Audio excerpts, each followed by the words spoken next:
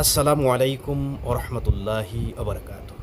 দিনী ভাই ও বন্ধুগণ, আমি স্বপ্ন সম্বন্ধে একটি হাদিস থেকে কিছু আলোচনা করব ইনশাআল্লাহ।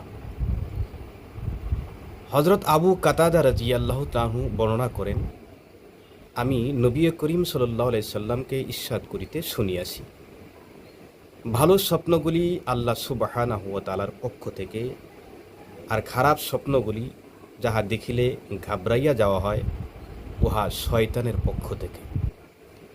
নবী করিম সাল্লাল্লাহু আলাইহি সাল্লাম বলেন, যখন তোমাদের মধ্যে কেউ খারাপ স্বপ্ন দেখে, অপছন্দনীয় স্বপ্ন দেখে, তখন ঘুম হতে জাগ্রত হওয়ার পর নিজের বাম দিকে ৩ বার থুতু ফেলবে এবং আল্লাহ সুবহানাহু ওয়া তাআলার কাছে সেই স্বপ্নের খারাপতার থেকে পানা চাইবে। আল্লাহ সুবহানাহু ওয়া তাআলা আমাদেরকে উক্ত হাদিসের প্রতি পরিপূর্ণ হিসেবে আমল করার জন্য তৌফিক দান করুন।